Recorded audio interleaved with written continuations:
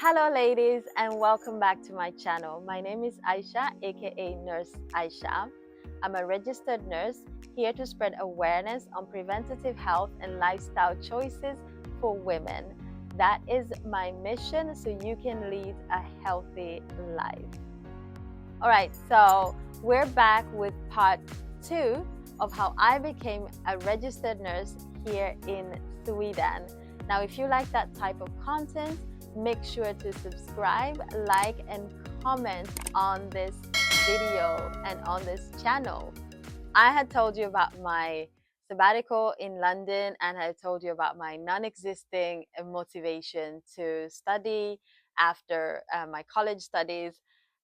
So we put that aside, and at this point in 2008, I am highly motivated. I have a goal, I have a dream, I have ambition, and I am on fire. But I'm also scared. I'm scared because at this point, I haven't studied for quite a while. I have been basically the sabbatical that I was supposed to take had now come up to 2, 3, 4, 5, 6, 7, 8, come up to 6 years. And I'll tell you, I had not picked up a book. Well, not a textbook, basically. I was reading, nonfiction books and that kind of stuff, but not a textbook, not a and also I had not gone to higher studies. I had not done a university studies. I didn't know what that meant.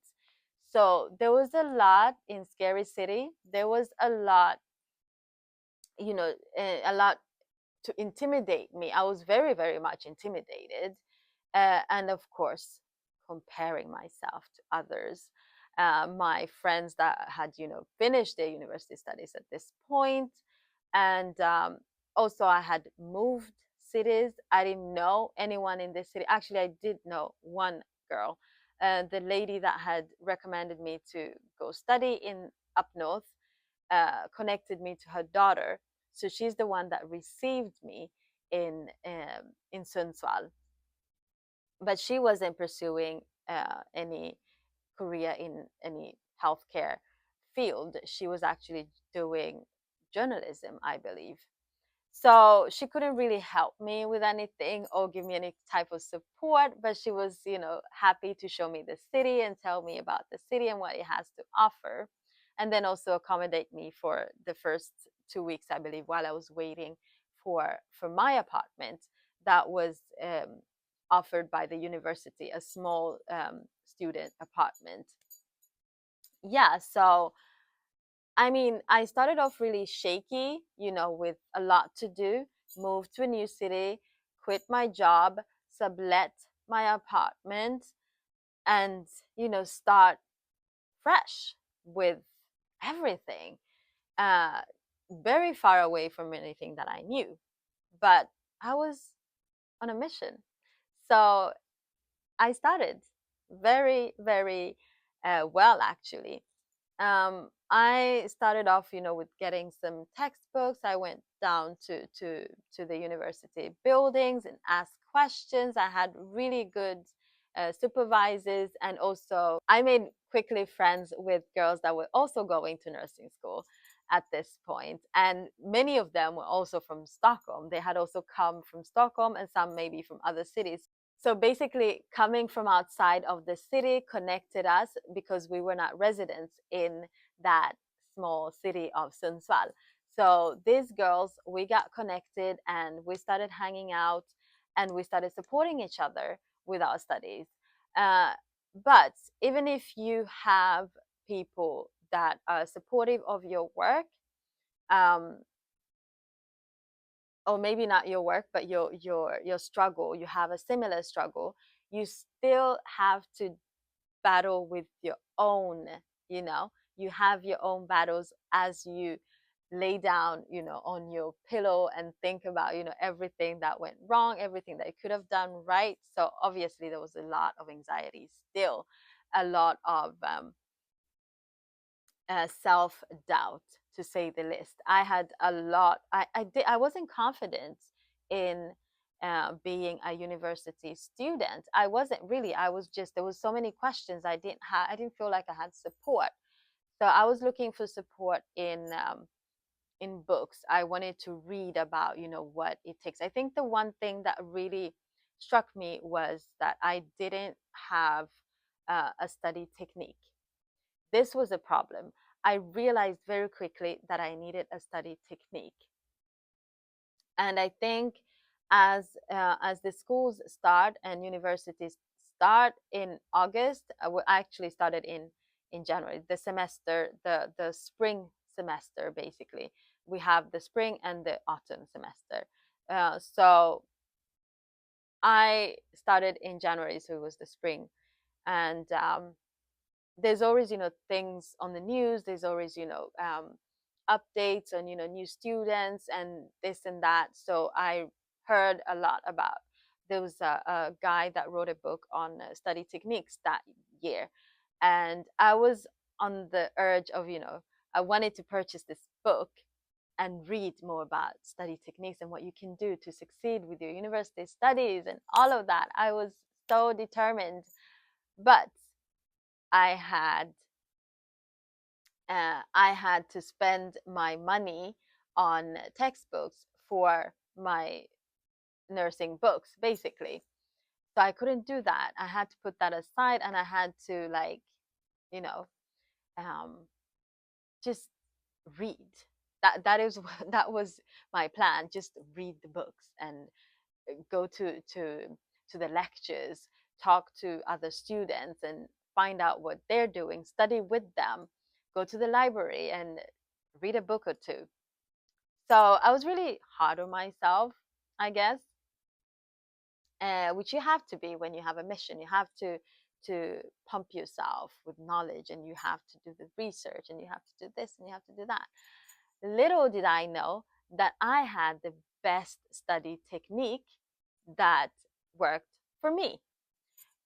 Because when I was talking to other students, with the little low self-esteem in studying that I had, I felt like everybody was up on their game, like they knew what they were doing.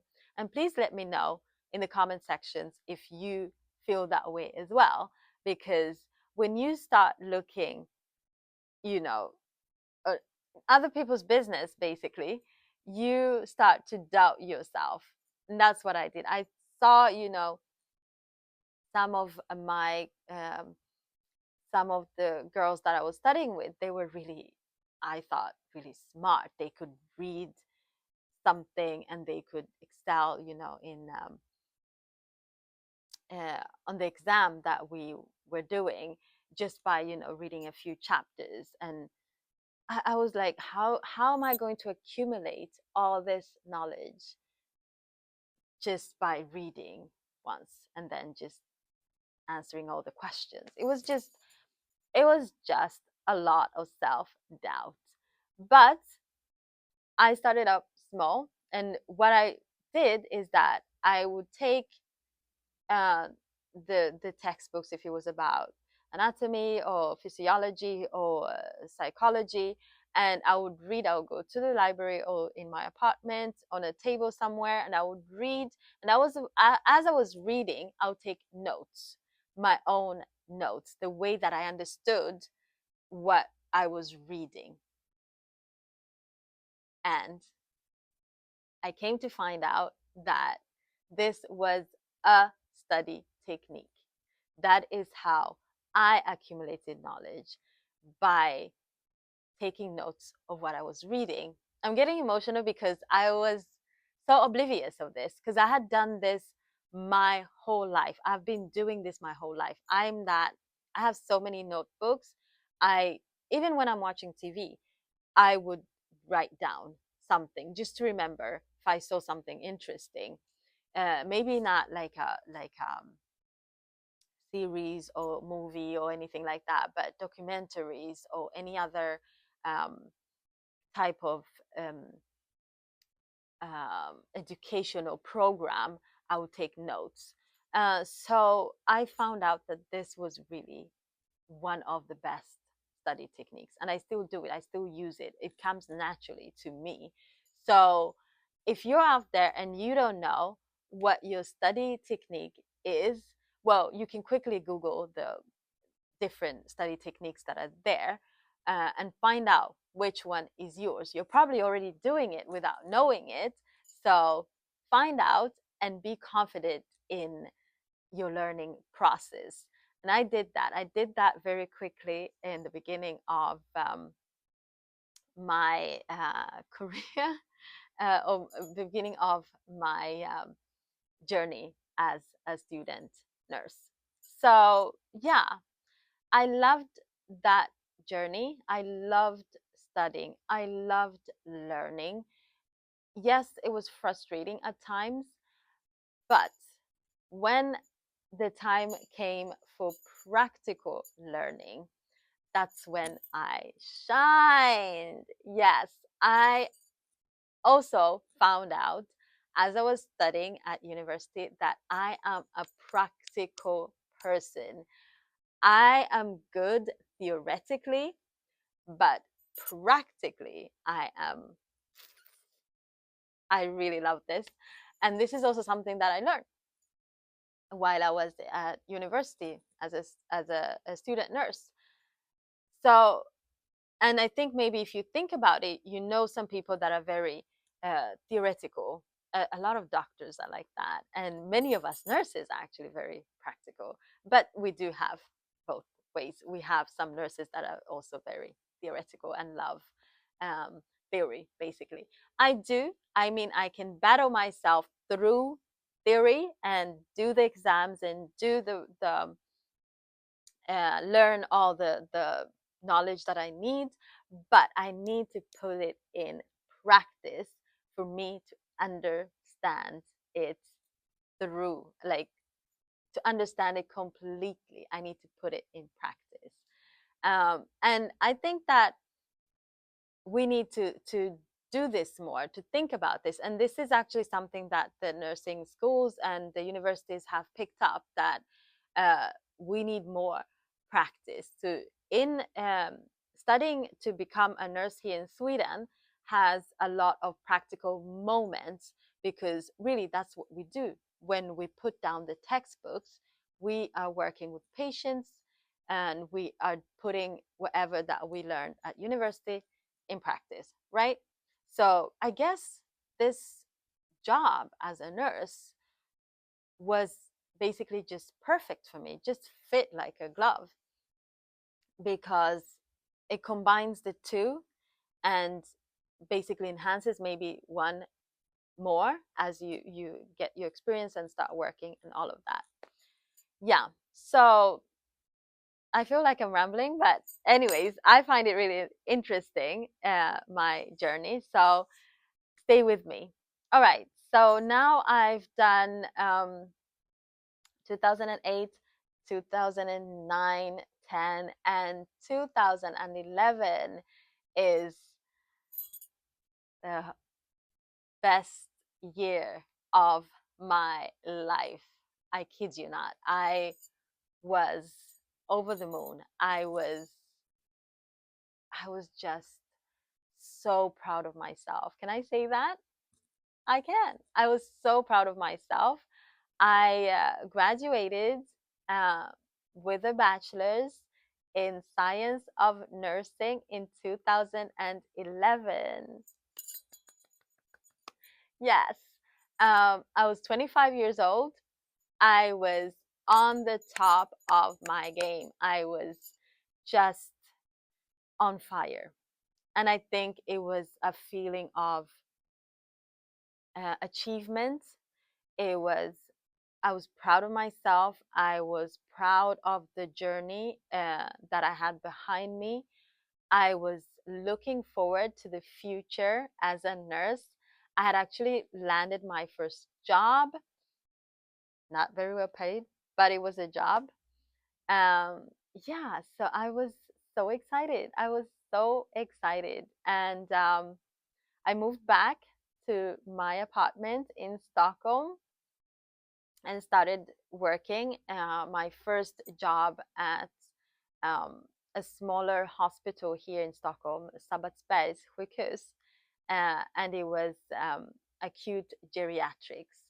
And I chose that job strategically because we had learned, or I had found out that, to get, um, the to get a broad perspective of nursing, I needed to work with patients that had multiple diagnoses and multiple diseases that were basically, uh, the older patients, the geriatric patients, because they did not only have one diagnosis, they did not only have hypertension, they had diabetes, they had osteoporosis, they had so many diagnoses that you could learn so much. You could accumulate as much knowledge as you could.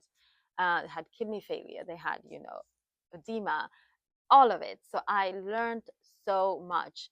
Unfortunately, I only did that job for 3 months, and then the job did not prolong my contract. Um, for some reason, I don't know.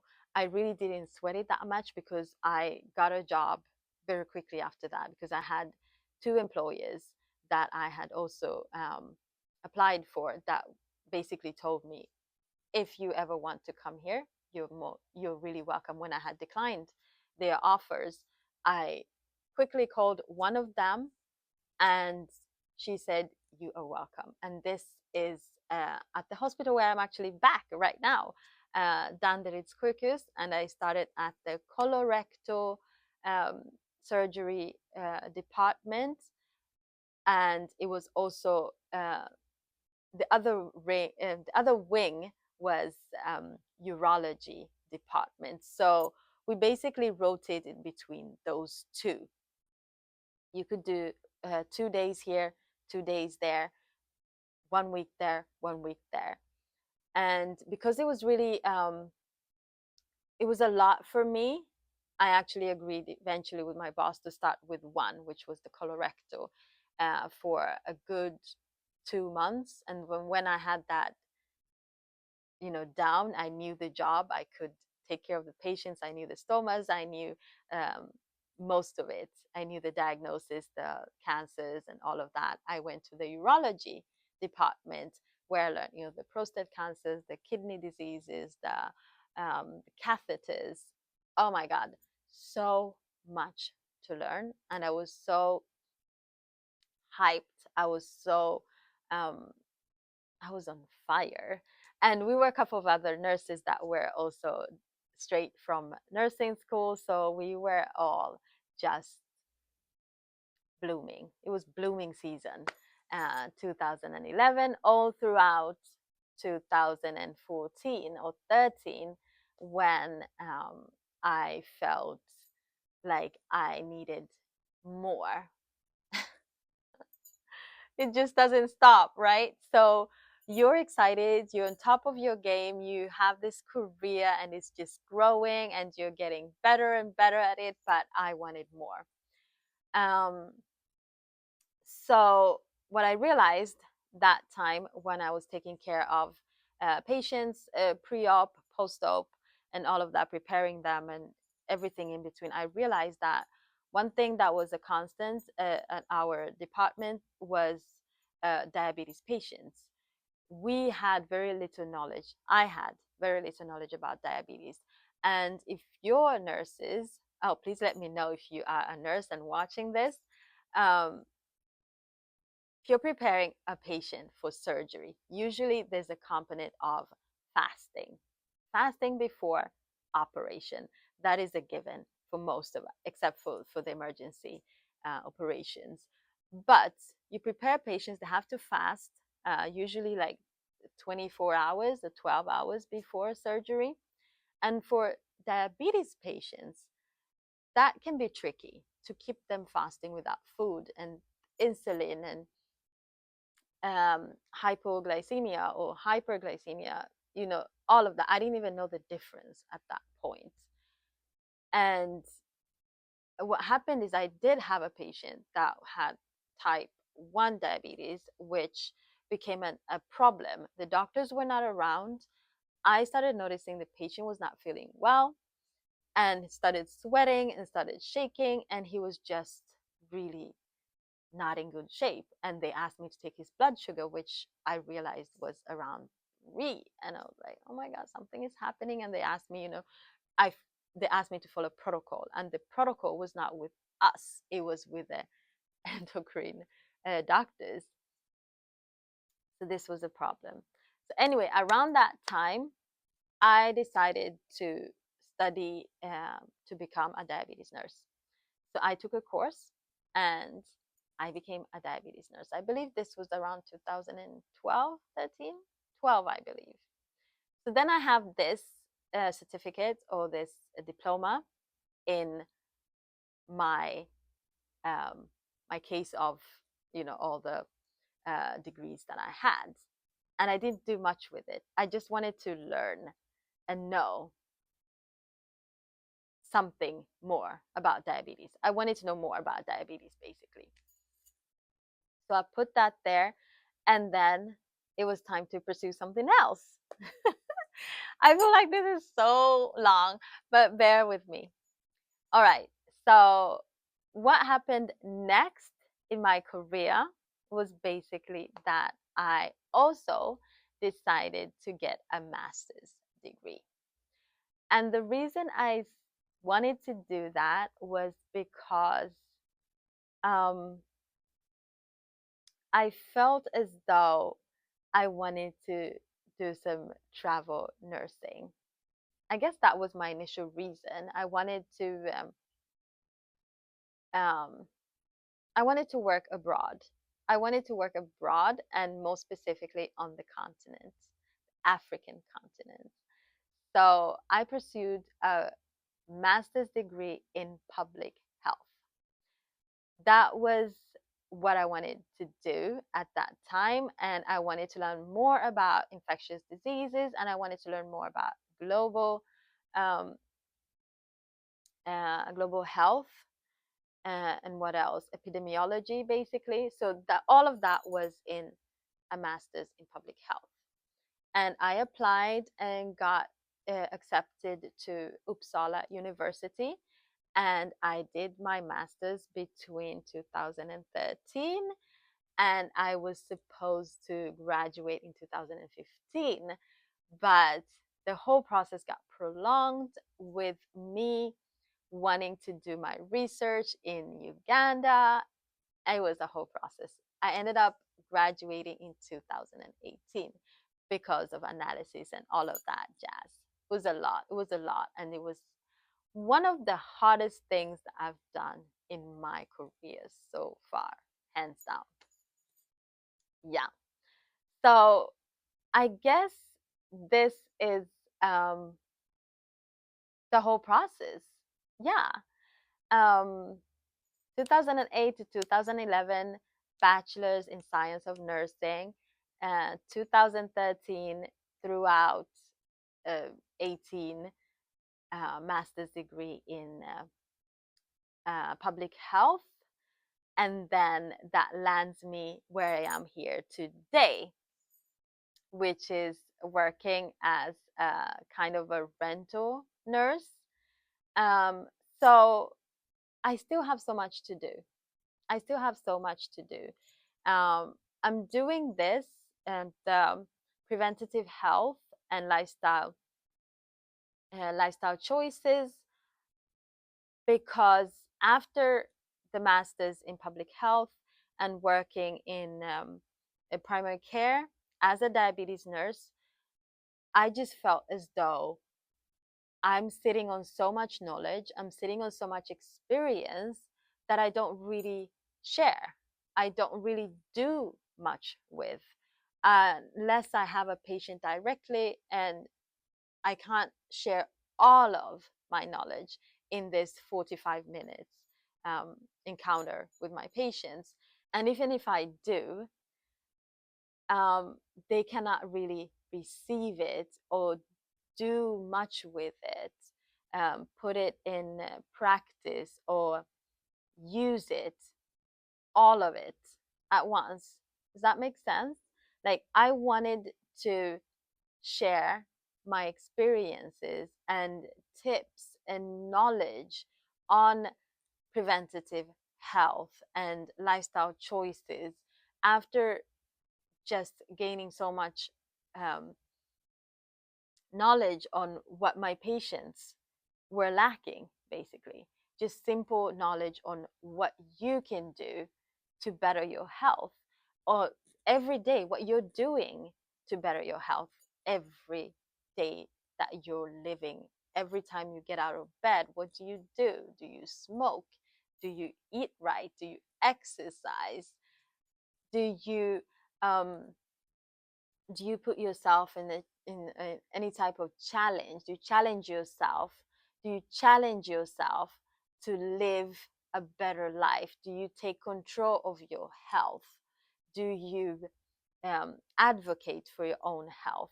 So basically, after all of this, my story becoming a nurse here in Sweden, it all summed up to this right here, me wanting to share with you everything that I know on preventative health and other things that will be, and you know, come in between there that we can talk about, disease control, um, or disease prevention and all of that. So I will stop right there and say thank you so much for seeing this video all through to the end. And I hope that you got something out of this story, my story. And if you have any questions, make sure that you put them in the comment section below, and I'll make sure to answer them. Otherwise, make sure that you subscribe, like, and comment on this video. And please let me know if you want to know more about my story and specifically what you want to know. All right? Thank you so much, and I hope to see you in my next video.